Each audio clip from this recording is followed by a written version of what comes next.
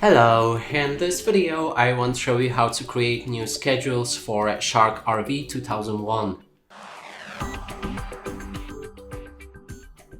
To do this, first we'll need to click on the three lines in the top left corner of the screen and inside select schedule. Then you'll be able to set the specific time of the day, like morning, afternoon or evening. In this case, let's go for the morning. And here we'll be able to adjust the different hour when it will start. So for example, let's go for 7. We can also do the same thing with afternoon and then evening. Click on continue, and here we'll be able to adjust all of the days of the week when it's allowed to clean. So there's Sunday, Monday, Tuesday, Wednesday, Thursday, Friday and Saturday, and you can also activate or deactivate the schedule right here with the switch. Now we can go back and move to the schedule, and here it is.